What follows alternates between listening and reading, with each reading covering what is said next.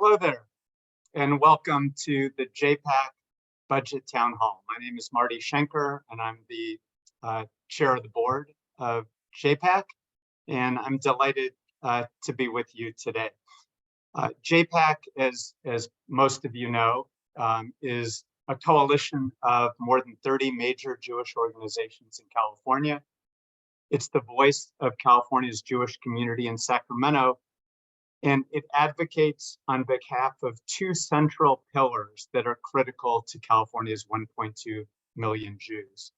First, Jewish community concerns, issues such as fighting hate and anti-Semitism and enhancing community security. And second, Jewish community values, including supporting refugees, children and older adults, and advocating for services to alleviate hunger and poverty.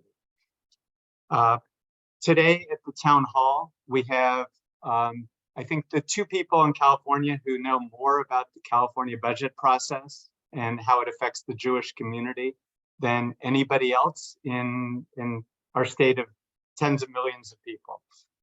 David Bocarsly, the executive director, and Cliff Berg, JPAC's lobbyist.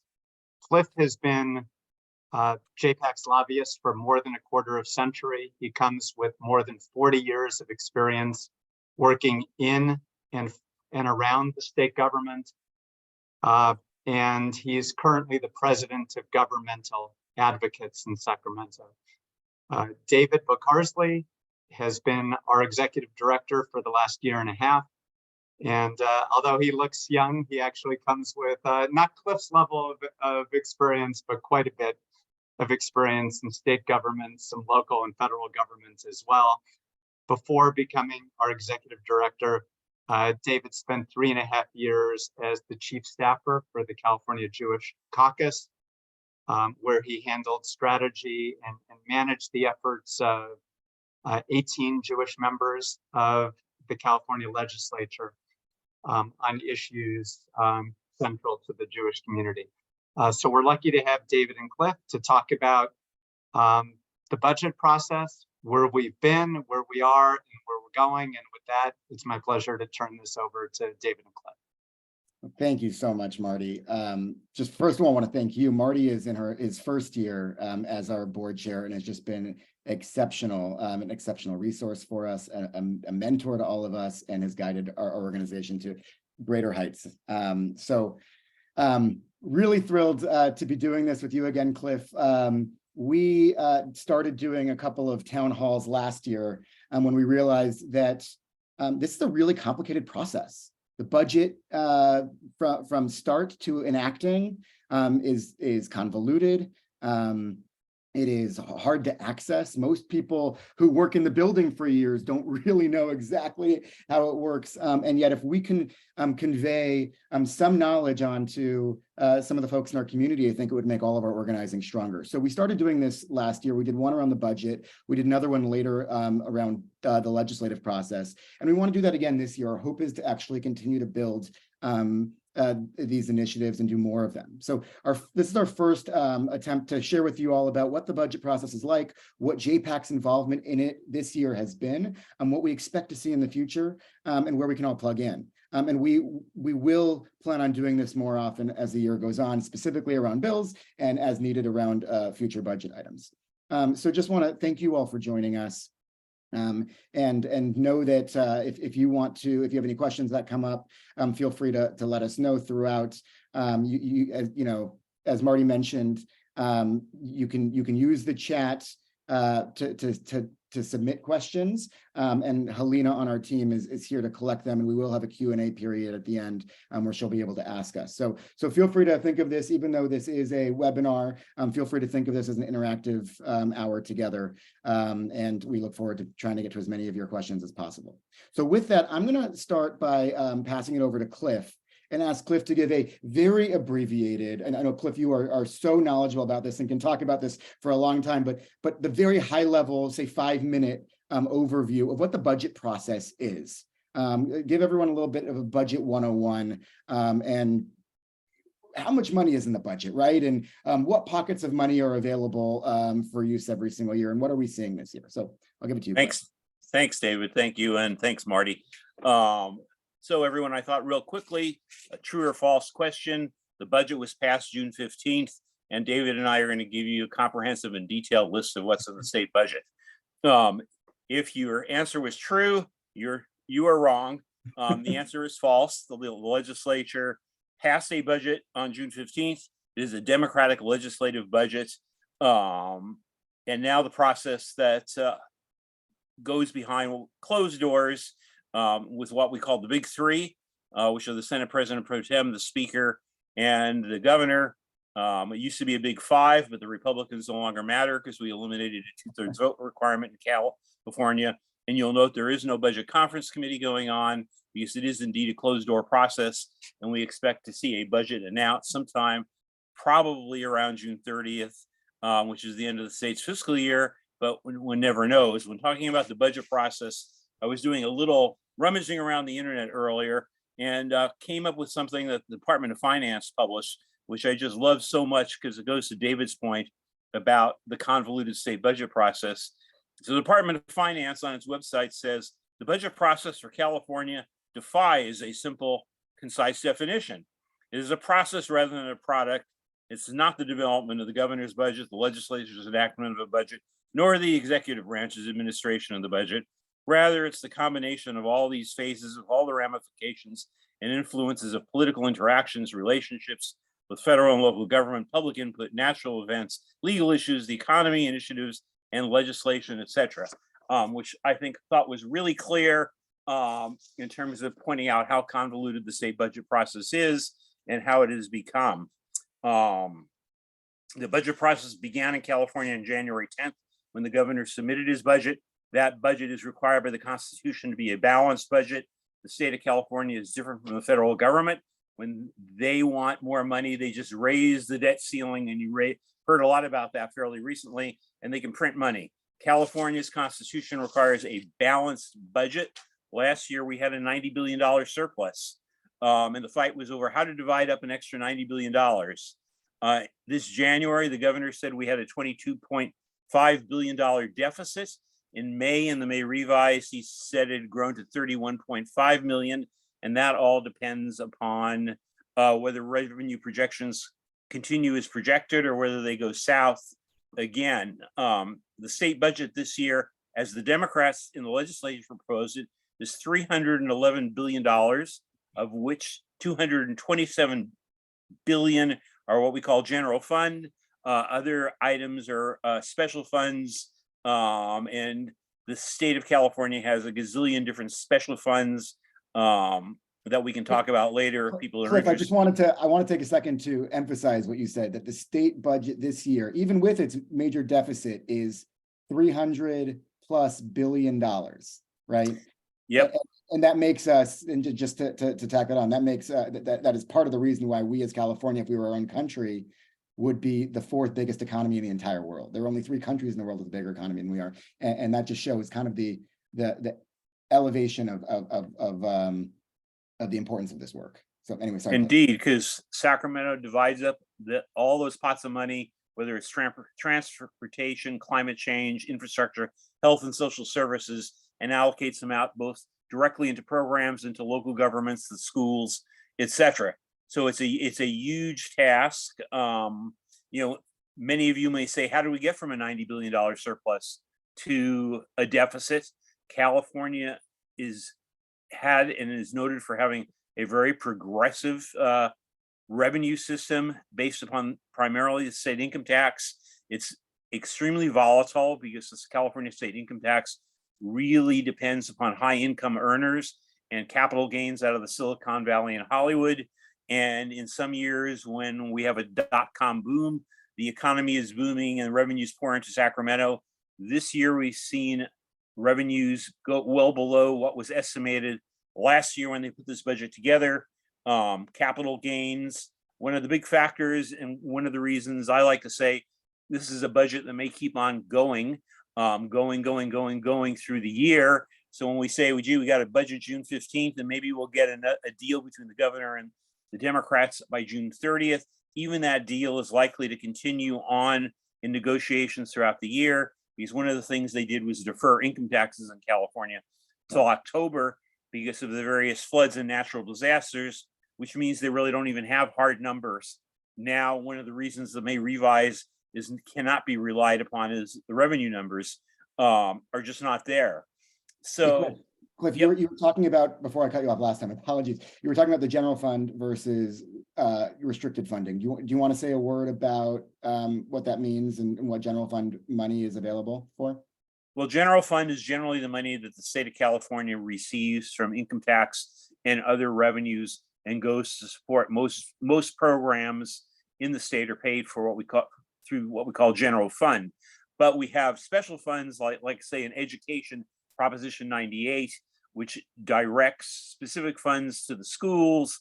You have certain funds like, let's say, the gas tax that is dedicated to transportation. And so a wide variety of different revenue sources become dedicated to very particular, in essence, programs to support them, whether it's like tobacco tax and healthcare, gas tax and transportation. But general fund is sort of like it's the gold dust because it's the most fungible and can be used for anything. And which is why they try to lock a lot of the projects that, let's say, JPAC may ask for over the years out of a special fund, so it doesn't count against the general fund. So like a number of projects we worked on, like Holocaust education over the years, they try to stick under what we call Prop 98, so it doesn't count against the general fund, it counts against, in essence, education and the schools. And in lean years, general fund dollars become the most scarce and the most valued because they are, as I said, the most fungible. You can use them for anything. Right. So basically this year, we're really trying to we're trying to access the $200-something billion general fund dollars for key priorities across the state. And that's what a lot of the negotiations are part of, right? That's Correct. But it is, as you said, very convoluted.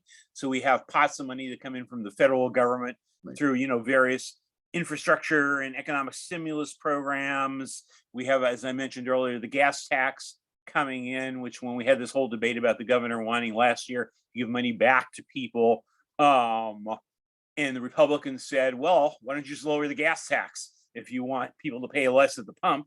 And the response from the Democrats was no, because that money is dedicated to like the highway fund and is used to repair and build bridges, roads, highways in the state. Similarly, you have a whole range of different revenue sources that are dedicated to healthcare. And one of the big fights in the budget this year actually is something called the MOC, which stands for the managed care tax, which is a tax that the managed care plans pay, which the governor is trying to dump into the general fund, and which a lot of Democrats in the legislature are saying, no, we want that money to go to healthcare because it's from a healthcare source. So those are all sort of side issues over which is the general deficit. But I would say both the governor's budget and the legislative budget contains no, in essence, program cuts. So unlike some years we've had in which we had a real deficit under Arnold Schwarzenegger and they just didn't have the money, we're coming off a $90 billion surplus.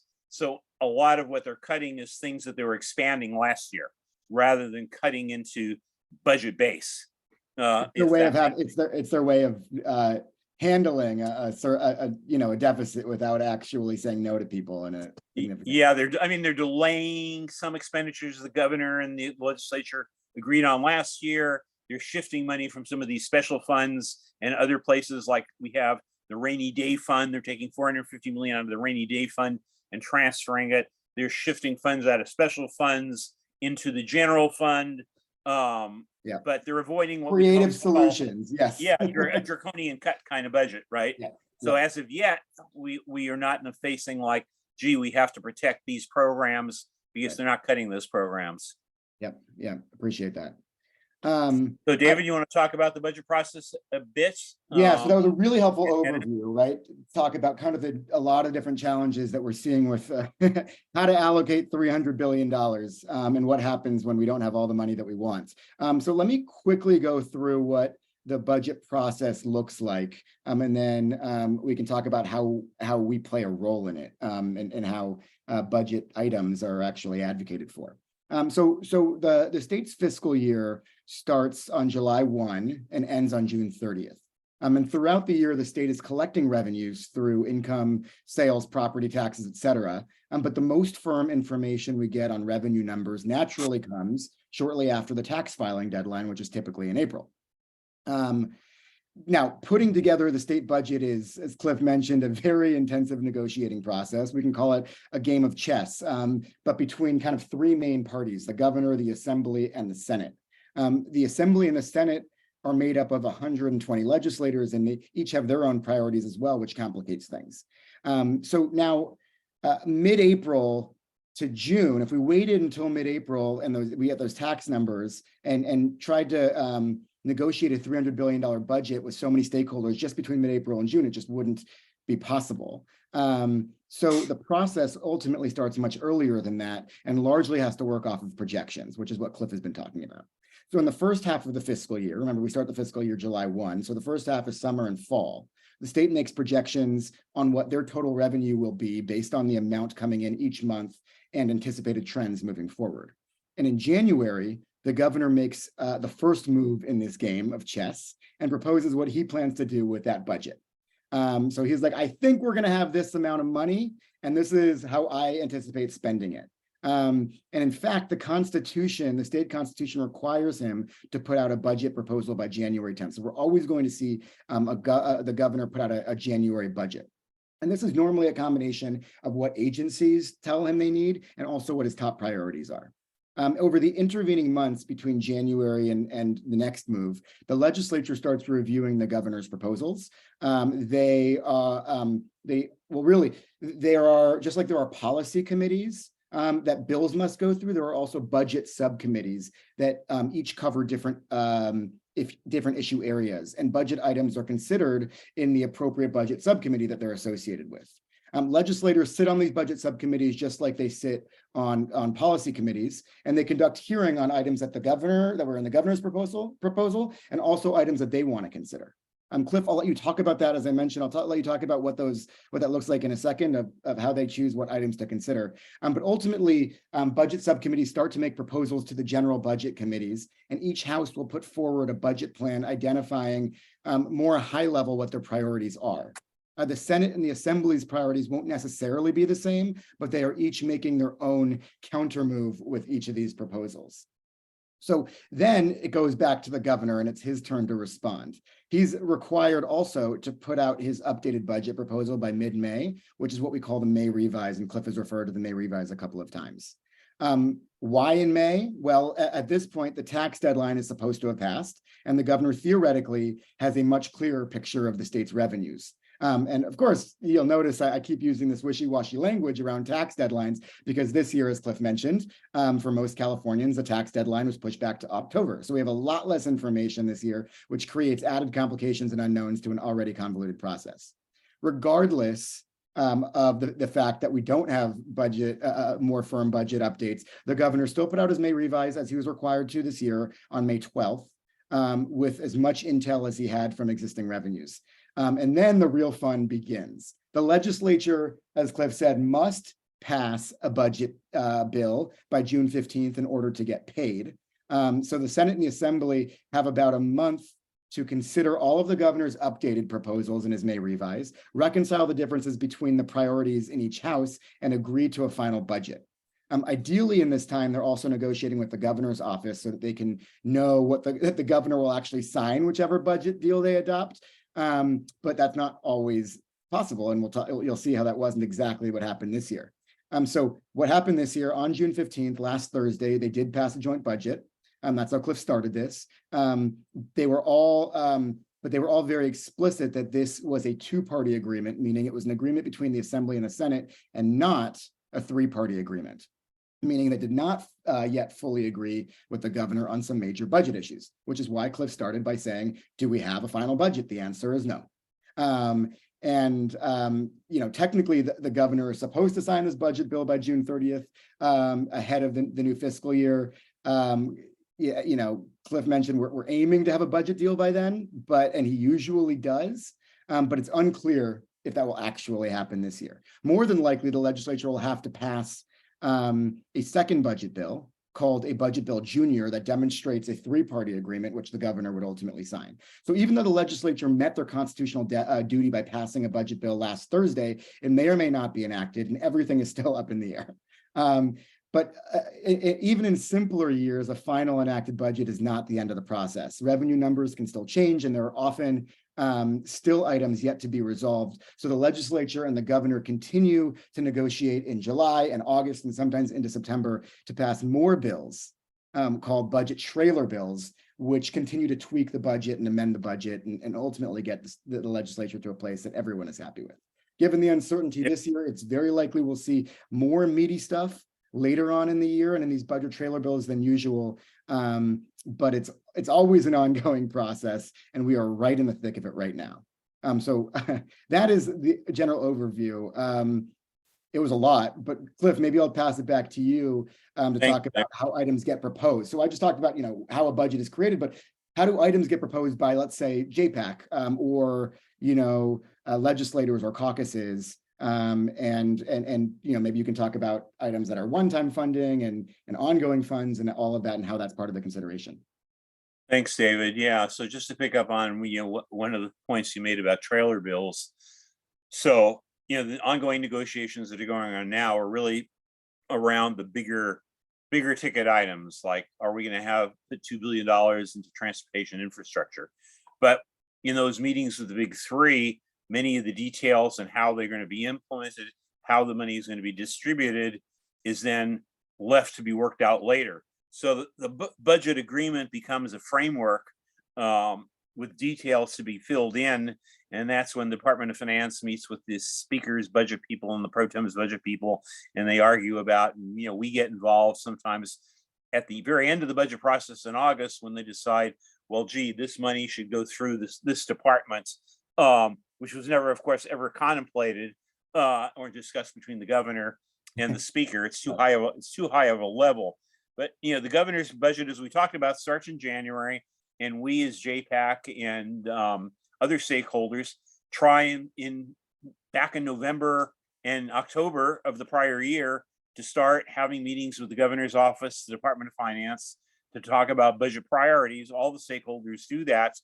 And your first shot at getting your budget priorities addressed is try to get the governor to include it in what's the January budget. Now that's a long shot generally, because generally the January budget represents the administration's baseline.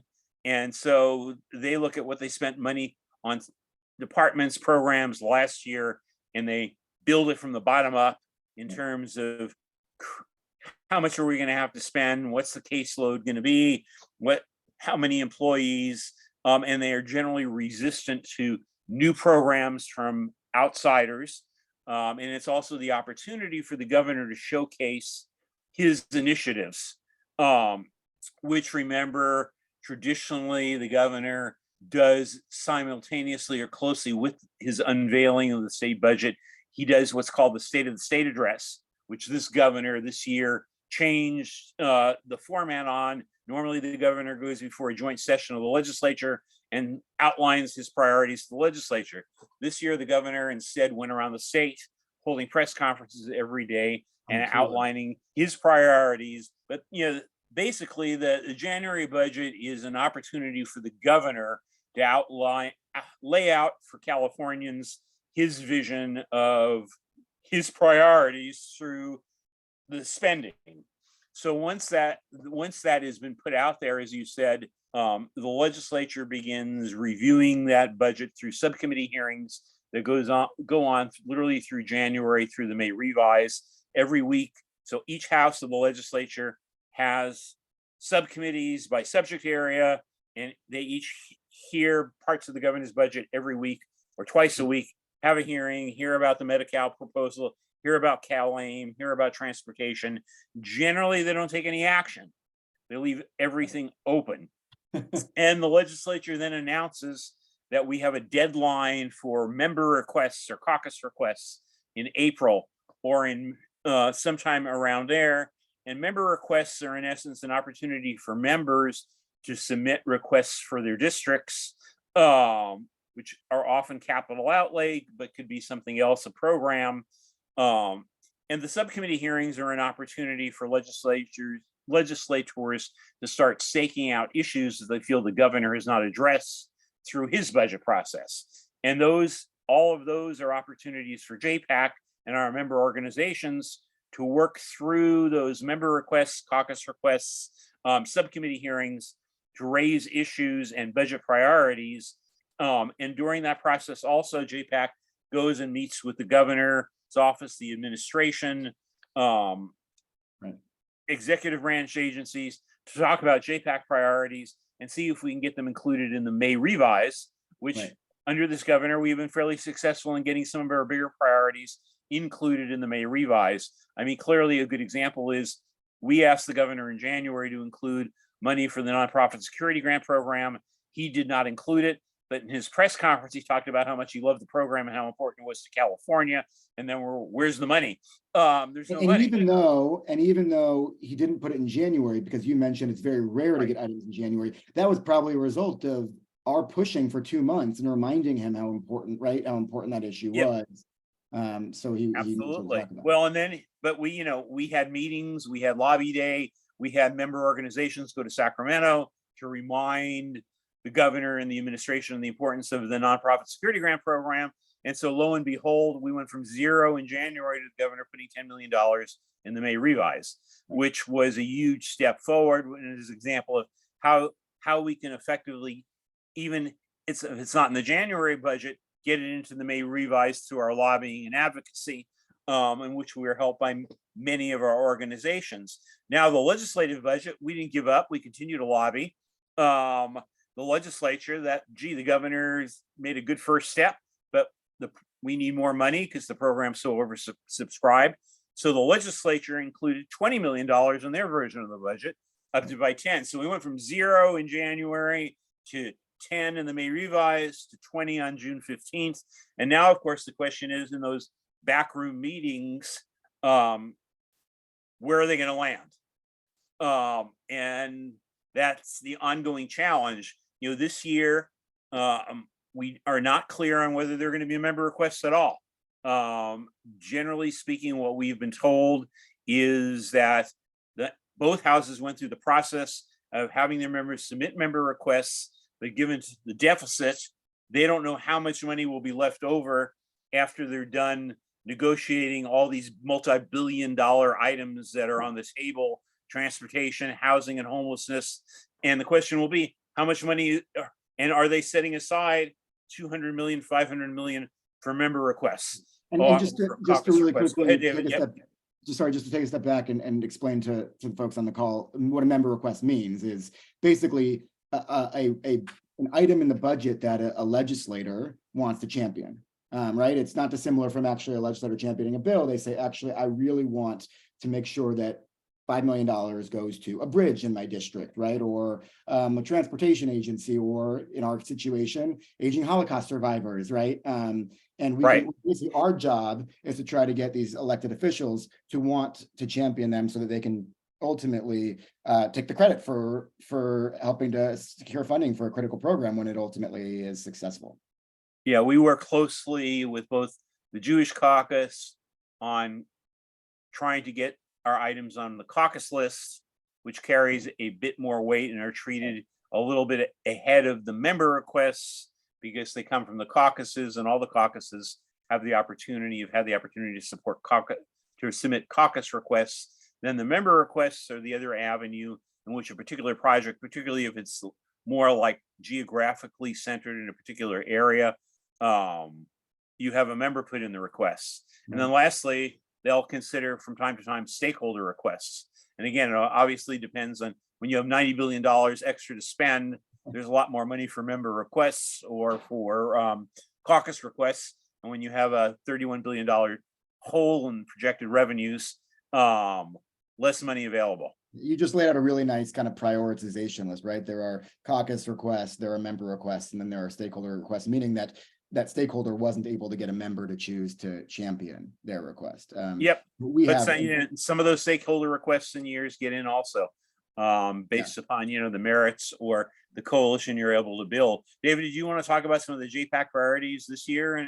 Yeah, thank you. I mean, thank you for that, Cliff. And I'll just kind of round out what you were saying by saying we're so grateful to have that relationship with the Jewish Caucus, right? And they are always so quick to be willing to support a lot of our top priorities. And this year, in fact, all of our top priorities made it into the Jewish Caucus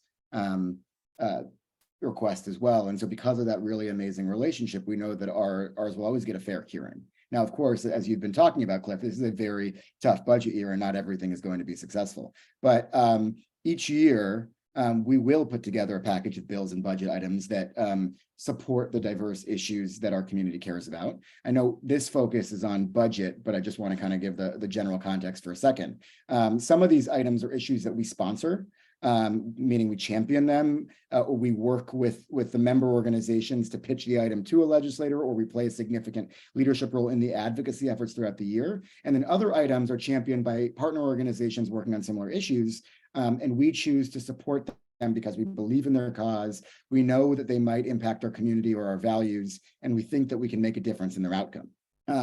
We do advocacy on these issues towards, as you mentioned, Cliff, towards the governor and the legislature at the budget subcommittee level, at the budget committee level, and throughout the year as much as possible. And there are different timelines if it's a bill versus a budget item, but there actually is, and I'll get to it in a second, but there actually is a way that these two things ultimately intersect. I'll also note, by the way, that you mentioned this, Cliff, but we have Capital Summit usually in the first half of May, and we do that very strategically. This is right around the time when the governor is about to put out his May revise. And we know that when we bring hundreds of Jewish leaders up to Sacramento and wow our elected officials and wow the governor's office and show and demonstrate the strength and depth of our community, we put pressure on him to be able to include our items in his budget. The same way we put pressure on him to put the 10 million, or to put the money for the nonprofit security grants into his budget starting way back in October, November.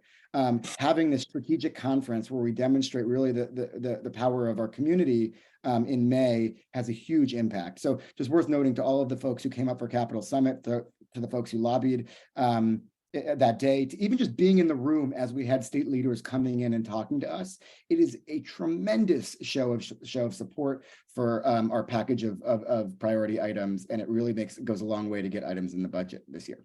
So this year I said we supported 35 items and 4 budget requests. We chose to support fewer budget requests this year to account for the deficit. But even though we knew our budget prospects were lower this year, we decided that these 4 items were far too important to accept that the state would not be able to fund them.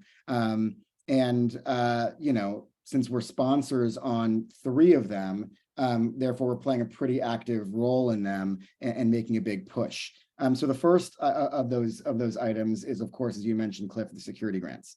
We are asking for a significant increase in funding for security grants this year. We really want something, close to $80 million in the state budget for this program. We think that the program needs it. We also know that there is a big budget deficit, and we're really proud that even though the governor cut $9 billion from his priorities between January and May, the fact that he added $10 million for security grants shows a great investment in this program. And that the legislature one-upped him and added another $10 million is a deeper sense of investment. And so we're pretty optimistic. This isn't the final budget deal. And so, anything could change, but we're pretty optimistic that the 20 million won't be held hostage during negotiations, because both sides have demonstrated their commitment to it. But you never know, right? We're continuing to advocate both towards the governor and the legislators to ensure that it will remain in the final budget. In future years, we'll continue to ask for our increased sum of funding for that amount for that program as well. The second item that we prioritize this year is to continue funding the California Collaborative on Holocaust and Genocide Education. Now, this is an amazing program that has over a dozen Holocaust and genocide institutions across the state working together to create resources for schools and school districts across the state to be able to teach about Holocaust and genocide education. It's being, the collaborative is being run by one of our member organizations, JFCS in San Francisco, and a number of our member organizations are on the collaborative, and this work is so important. We got funding for it a couple of years ago. It's set to expire, and we want to make sure that it's continued to be funded. We have not seen it in either of the budget, whether either the governor's proposal or the legislative proposal yet this year. As Cliff mentioned, the legislature hasn't really taken into account caucus and member requests yet. So the fact that we got the security grants in at this point is great. We're going to continue to push for the California Collaborative to be in later budget agreements, maybe in budget trailer bills. But we also know that in a tough budget year, it might be a hard ask. But we're not giving up, and we're going to continue to push. The third item that we're championing was extended case management for refugees. Right now, the federal government provides 90 days of case management for newly arrived refugees. That's 90 days for refugees to be able to find a home, find a job, access legal and healthcare services, and do so all in a land that's not their own, and oftentimes in a language that's not their own. And 90 days just simply isn't enough, and we want to make sure that the state can at least double the amount of support going towards it. So we've put together a really amazing coalition of Jewish and non-Jewish organizations that are asking for support for refugees. A lot of the resources are provided by Jewish family service agencies across the state. Again, that was not put in the governor's budget or the state budget, but we have heard that it is a major priority of the legislature. So we're hoping that in a better budget, we're going to keep pushing, but we're hoping in a better budget year, that would be a top priority for the legislature. We've also supported a budget item this year that would make a major investment in domestic and sexual violence prevention. There's a number of asks. There's a major coalition. This isn't something we're championing, but we know that this is a top priority for a number of our community members and a lot of our partners, and we are happy to be supporting that. Now, it's worth mentioning that there are two other roles that we can play in budget negotiations. The first is we work to ensure that existing programs that benefit the work of our organizations are not slashed. The last time that we had a threat of a budget deficit was in 2020, right at the beginning of COVID. And the governor had initially proposed, and trying to figure out how to make cuts, had initially proposed cutting over $100 million to in-home senior care that many of our Jewish family service agencies administer. And we, along with the Jewish Caucus and our JFS agencies and a lot of the partner agencies, were able to help ensure that the funding wasn't cut then. Now, a side note, we didn't end up having a budget shortfall, but it was a major emergency relief effort.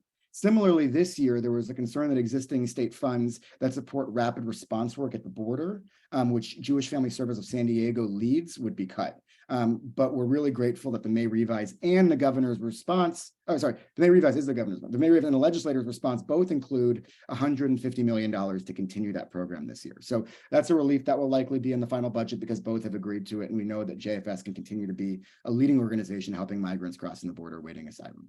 The other way we play a role is that sometimes our bills get rolled into the budget, right? A bill is going through its legislative process over here, and then someone says, well, there's a big budget implication, so let's just put it in the budget bill, and then it becomes law that way, and it becomes funded that way. And in fact, this governor happens to prefer that method because he wants to make sure that anything with major funding implications is actually negotiated as part of the budget process. There was one major bill that we're supporting this year that did just that. SB 600 is authored by Senator Carolyn Menjivar. That would raise CalFresh minimums. So for low-income people who need food benefits, they're currently the minimum amount that some families get is $23 a month to feed a family. $23 a month to feed an entire family. We're asking, and the coalition is asking for it to be at least $50 a month. So there was a pilot program for $30 million that was just put in the state's budget proposal to raise CalFresh minimums to $50 a month. And we're really excited about that and hope that it remains in the final proposal. Now, to be clear, all of these items that I just mentioned, all three of them that we can really say are very exciting JPAC priorities in the legislature's proposal are not at all finalized until we have a final negotiation. But we're optimistic that they will be in the final negotiation, and we will keep fighting until they are. So with that, Cliff, maybe you want to talk about like what do we expect? Anything else we should expect in the coming weeks and months? I know you mentioned we're hoping for a budget deal by June 30th, but what do we really think is going to happen? Well, I think that there will be an agreement. Thank you, David. I mean, I think there'll be an agreement on perhaps on the bigger items that are at issue by June 30th. I think it's clear that a lot of the details and a lot of the finality that people may be looking for will not happen by June 30th because of the uncertainty about revenues. So we may see, for example, member requests pushed off to August or October. We may see trailer bills in August. We may see trailer bills in October, because the revenue picture is just not clear. So, I think the best we will see is possibly an agreement on the major pieces that are conceptual and with details to be worked out later, and then a slew of trailer bills. The legislature will be breaking on July 14th through August 14th for their summer recess, and coming back August 14th.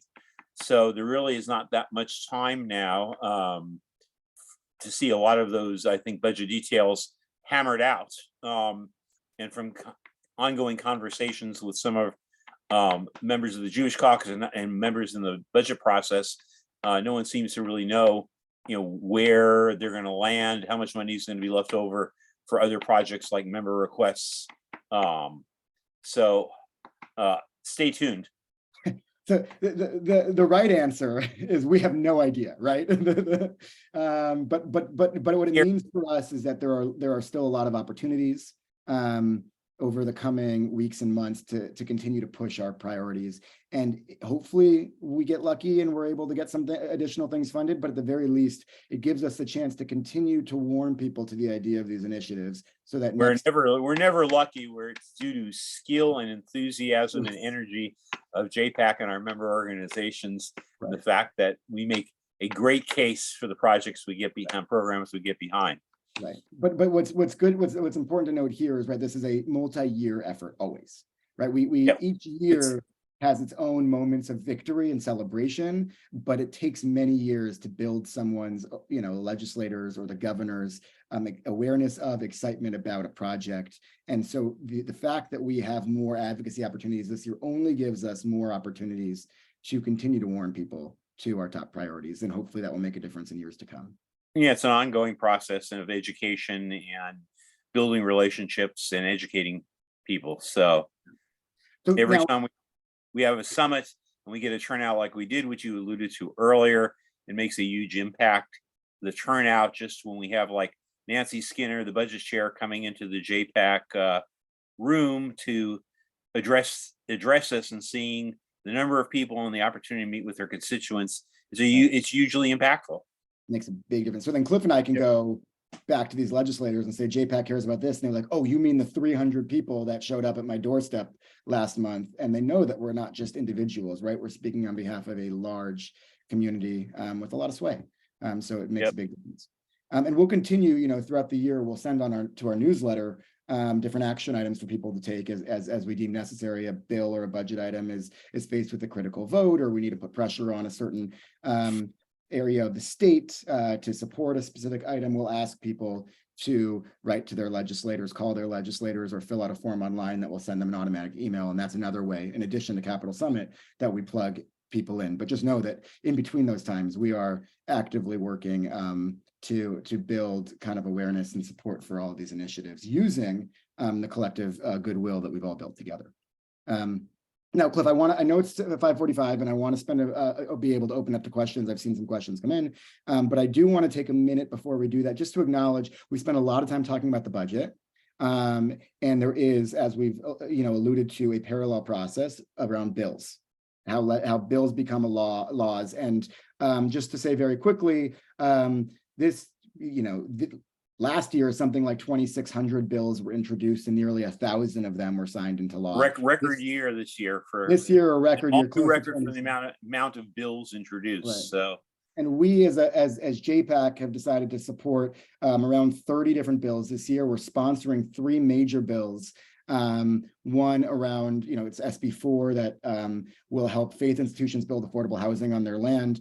SB 85 is a bill that is similar to our refugee request that will provide extended case management for newly arrived refugees. And AB 1185 authored by Assemblymember Gabriel, would expand our nonprofit security grant program, which we've talked about, to be able to fund what we're calling community connectors, which are organizations that actually provide security infrastructure to multiple institutions around the region. So organizations like Jewish federations can take advantage of this funding for vulnerability assessments, for trainings, and for other things of the sort. We also have bills around anti-discrimination, hunger, poverty, healthcare, climate, and a number of bills that support vulnerable communities. And we will continue to champion. That legislative process goes through really this year, it's mid-September. And then the governor has about a month to choose which bills he signs and vetoes. And we are continuing to, as we do all this budget work, we continue to advocate for all the bills that are still moving through that process. So just wanted to acknowledge it. We can do a whole nother town hall just on the bill process, but I didn't want to miss the opportunity to say that is a major, parallel piece of our work. Definitely. How a bill becomes law is another legislative 101 class that we can offer. Now we can offer it, but the nice thing is there's actually a little more of a rigid and kind of visible structure to how that process works in the budget It's process. a very linear process, and we just passed the deadline for bills to pass out of the House of Origin a couple of weeks ago. We're now in all the bills that are still alive are now in the second House and are being set for hearing in Policy Committee between now and July 14th before they break, and then they'll come back, hear them in appropriations, go through what we call the suspense file process.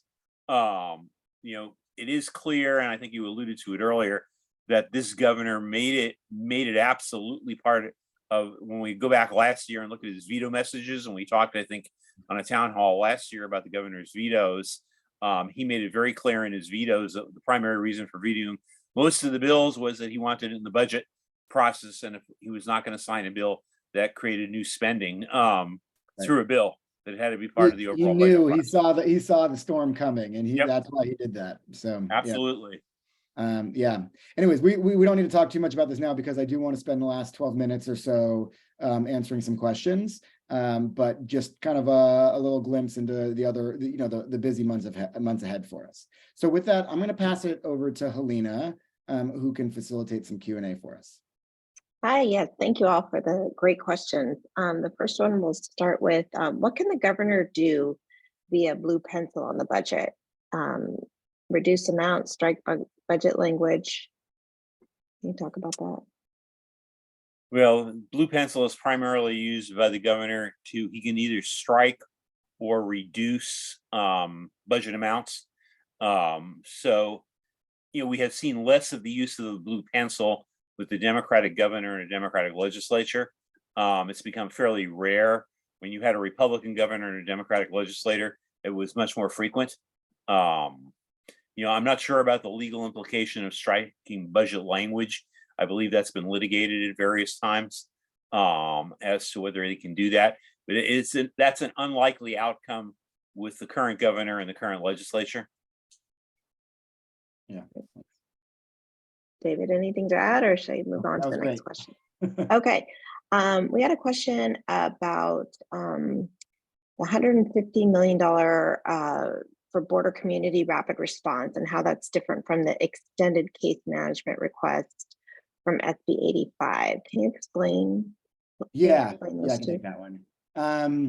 So as I mentioned, we were championing this year with HIAS, with Chirla, and with the California Welcomes Coalition, and Senator Wiener as our sponsor, this request to try to provide another 90 days for newly arrived refugees to have services as when they're here, to be able to settle in and become successful here.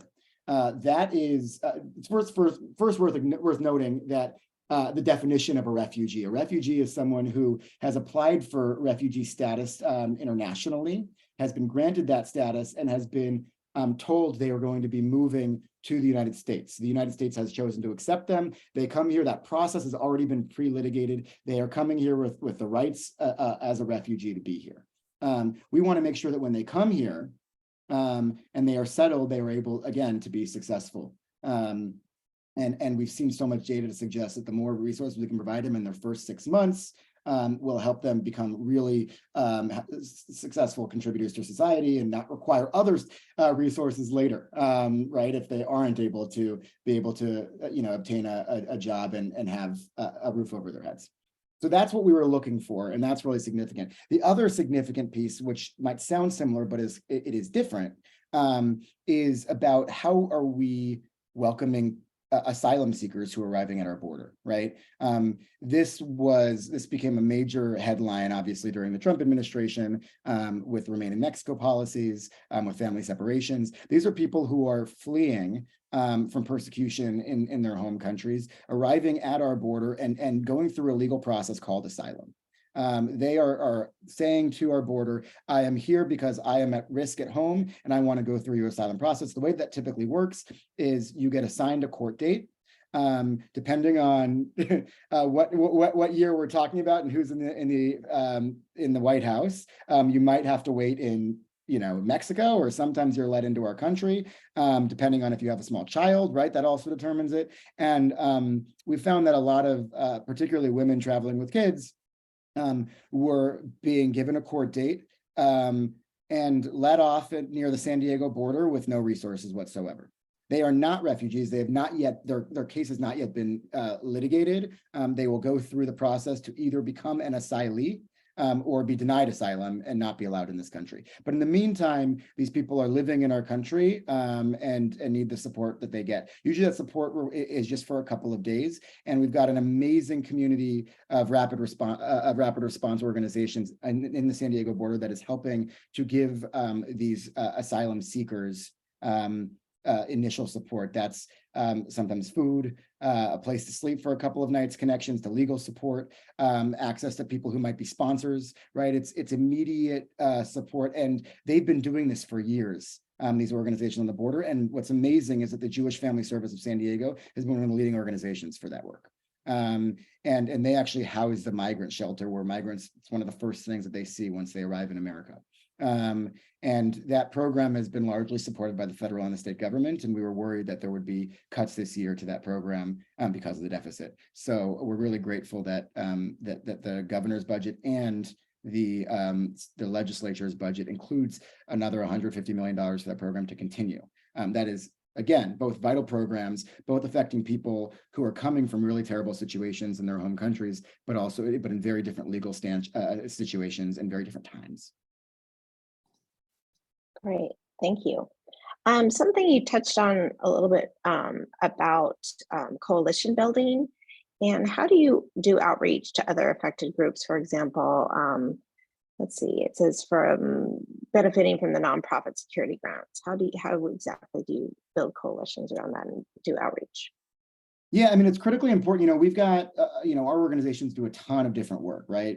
We've got JPAC member organizations that do amazing social service work to Jews and non-Jews alike. We've got organizations that are working on civil rights. We've got organizations that are working very hard to make sure that Jewish institutions are protected from hate-motivated violence. And we've got a lot of organizations that are working to combat hate across the board. So we're doing work that supports what a lot of different Jewish Californians care about. But also, if we think about it, each of these issues affects non-Jews too, and other vulnerable populations. So it really helps our case and everyone's case if we can work together to support these initiatives. Something like you brought up the security grants is a great example. The nonprofit security grants are a program that we've championed with the Jewish Caucus for many, many years, and used the fact that anti-Semitism is a really is a growing fear for our community, a growing threat to our community, to be able to help secure funds. But that money ultimately goes not just to synagogues, not just to Jewish community centers, but to churches and mosques and LGBT centers and community centers that affect all communities that are at risk of hate-motivated violence. So what we've realized is that even if we choose to take the leadership on one particular issue, building coalition with other communities is critically important. We are able to build goodwill with a lot of the other social service issues we work on, and then bring in coalitional partners to support items like security grants. This year, we have a number of API groups that have signed letters of support for our security grant bill. And I believe the Jewish caucus got almost every other ethnic caucus in the legislature to sign on to their request for security grant funding. So it makes a huge difference. When we show up for other people, they show up for us. And also the issues that we're asking for us affect other people too. So it really is a symbiotic relationship, and it only needs to continue to grow, the coalitional work that we're doing. Right. We have another question about assessing the budget. How can we assess the budget if the taxes are not due until October? How do they do that? I'm not sure about the word assess. Or how do we know how much? I think my understanding is probably how do we know how much to fund? What our shortfall is if we don't have tax data yet. It's one of the challenges that we talked about earlier, which is that's one of the reasons that we're probably not going to see the budget worked out, a final budget for months, because of that challenge. Yeah, and what we do use is monthly revenues, right? There are people still contributing to our state via sales taxes, via property taxes, right? These things are collected. Well, yeah, I mean, you have monthly reports that come in. I mean, Department of Finance gathers revenue reports, from the Franchise Tax Board, the Board of Equalization, all the appropriate agencies for the various revenue sources. So you have the income tax, which goes to the FTB, and that's the one we're talking about having the largest delays. You have the sales tax, which may or may not reflect where the economy is, depending on how people are spending money. Same with the gas tax, or people driving, taking vacations. And you go through the list, tobacco tax, but clearly the biggest tax that supports the general fund, as well as Prop 98, is the income tax. And we still are collecting income tax revenue throughout, like my paycheck, right? I get a cut taken out of my paycheck every but it has to be balanced at the end, at the tax. The problem is that the biggest wild card is not those for the state is not people like you and I who have withholding. It's the people who either made significant capital gains on stock, and if those people owe money, but they don't have to report, they don't have to pay till October, there's no penalty. Then if you owed the state $100 million, why would you write the check in April if you can wait till October? Yeah, right. Exactly. So that's the problem we are facing. So that's why it's a challenge. Yeah. So the answer to that question is we have some monthly data. We use projections, right? What we think is going to happen based on what we know the market has done. And we, as you mentioned, we play a lot of guessing games, or we meaning, state leaders play a lot of guessing games. And that's the goal is to have more answers by May. That's not the case this year. So that's really the reason why, as Cliff has said throughout this conversation, there is going to be a lot more kind of meaty conversations around the budget later in the year than there typically are, because we're going to get a lot of more information as we get later on in the year. And so they have folks like the State Department of Finance, legislative analysts that do that do projections and economic modeling based on the factors like the economy, and whether they'll look at employment rates and all sorts of business indicators to try to figure out and project where we are. Yep, exactly. So, but it's there's a lot to learn, a lot to figure out over the next couple of weeks and months. I'm realizing we're at our 6 o'clock mark. So thank you, Helena. So I just want to close by saying thank you, Cliff, so much for joining me and for all the work that you do. Thank you, Helena, for facilitating this all behind the scenes and moderating our Q&A. Thanks to Marty for kicking us off and for everything you do to help keep us afloat. And thanks to all of you for joining us. This was great. We'll do more of these. If there are other questions we haven't answered, feel free to reach out to us. Our emails are on the website. And please stay in the know. You can subscribe to our newsletter at our website, jpac-cal.org. Helena put the link in the chat, and we'll see you later. Thanks, everybody.